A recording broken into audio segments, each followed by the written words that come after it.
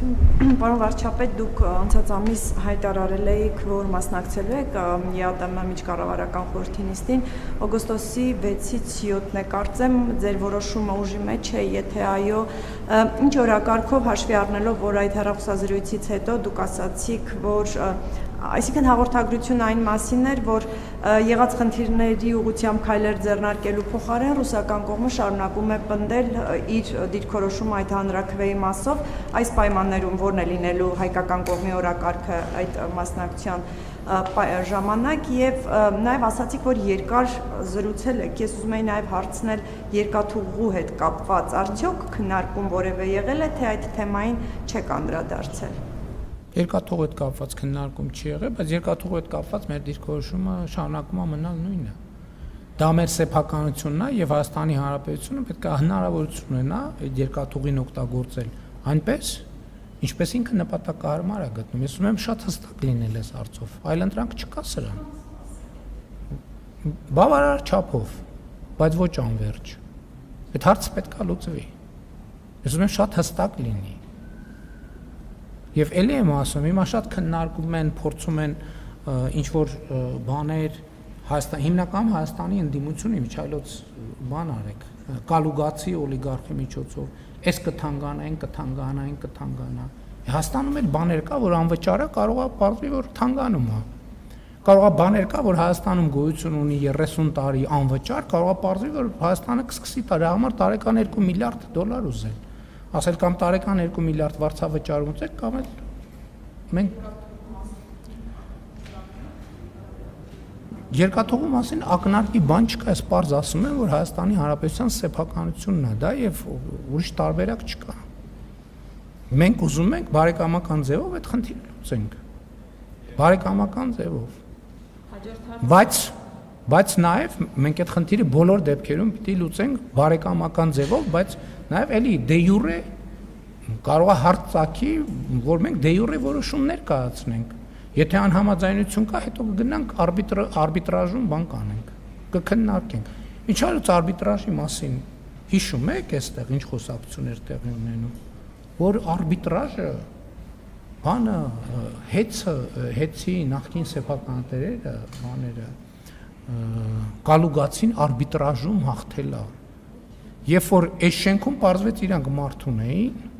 այդ մարդուն երբ որ շենքից դուրս հրավիրեցինք, արբիտրաժում բացում է կոռուպցիա։ Բայց կոռուպցիա չի, իմիջիայլոց որևէ մեկը հետաքննել է այդ մարդու գործունեությունը, որ գրություններ գրել, ստեղ բան կար, չէ, պարտականությունները կատարող, գրություններ գրել, իր գրության հիման վրա աղմուկ էր, որևէ ես իրավապահ մարմիններին եմ դիմում, որևէ մեկը քննել է, հետո գնաց մի ամսից հայտնվեց եռագլուխ կուսակցության պոչում։ Որևէ մեկը քննել է, սա կոռուպցիա է, թե կոռուպցիա, այդ ինչ կապեր են գործը։ Ես հիմա նաև հրապարակային առիթից օգտվելով հաղորդում եմ տալիս հանցագործության մասին հնարավոր, չգիտեմ։ Որևէ մեկի անմեղության կանխավարկածը չեմ ուզում խախտեմ, բայց ես կարծում եմ, որ կոռուպցիայի կանխարգելման հանձնաժողովն էլ իրավապահ մարմիններն էլ պետք է քննարկեն։ Ոնց կարա պարզի, որ շենքում մասնավոր ընկերության շահերը սպասարկող մարդ ա եղել, հետո գնացել է։ Պետք է ստուգվեն հաշիվները, պետք է ստուգվի ունեցվածքը։ Տենակ այդ մարդը ինչ էր անում, ստեղից բաներ լրատվական ու քաղաքական դաշտի ինֆորմացիաներ էր տալիս եւ անտրամաբանական գրություններ, հատել լրագրողները տերորի մեջ, վայ, կառավարությունը արբիտրաժում պարտվելու է, բա ինչի՞ չեք լուսաբանում, որ ջախջախվել են արբիտրաժում։ Որովհետեւ բաները տրոյական ձին հանել ենք շենքից դուրս։ Հիմա իրավապահներին կոչ եմ անում, հաղորդում եմ տալիս, թող տրոյական ձիու գործունեությունը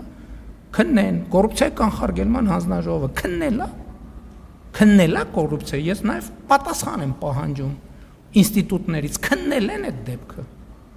թե չեն քննել։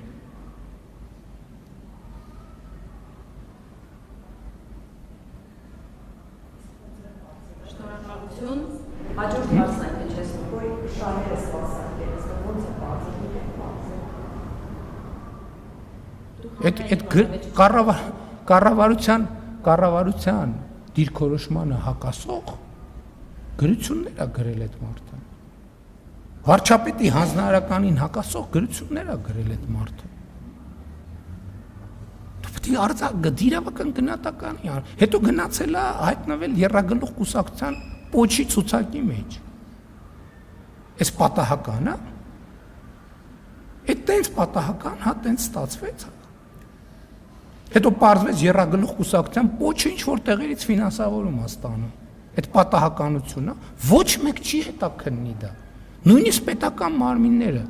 Եվ հետաքրքիր է, իրոք ես պատասխան եմ ակնկալում կոռուպցիայի կանխարգելման հանձնաժողովը այս կոնկրետ դեպքով զբաղվել է, թե չէ։ Մեր իրավապահները այս կոռուպցիայի մասին է կառավարությունը, դրանից ավելի լավ կոռուպցիա է ուզում։ Ինչի մենք այդ մարդուն որտեղ գործ ենք տվել, հաշիվ ենք վերցրել, փող ենք ուզել, կաշառք ենք ուզել, ծանոթով ընդունվել գործի։ Մյուսը ո՞րն էր։ ԵԱՏՄ-ի օրակարգը ձևավորվում է ինստիտուցիոնալ ճանապարհով, իր ինստիտուտներով, բայց դա հարթակ է, որտեղ բնականաբար ես մեր օրակարգին առնչվող բոլոր հարցերը բարձրացնելու եմ։ Եվ ինչ որ ձեզ ասել եմ բրիֆինգում, ասելու եմ նաև այնտեղ։ Իսկ ինչ եմ ասել ձեզ բրիֆինգում։ Ասել եմ, որ ԵԱՏՄ-ն կաթվածահար է, չի գործում ԵԱՏՄ-ն։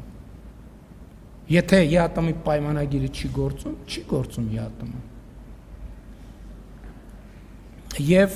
ԵԱՏՄ-ն դե ֆակտո կաթվածահար վիճակում է եւ կաթվածահարությունը խորանալու միտումներ է ցուցաբերում։ Եւ եթե այս հարցը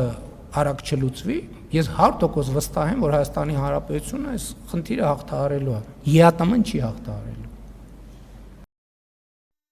Հավանիչ տեսանյութը եւ բաժանորդագրվիչ նորությունները բաց չթողնելու համար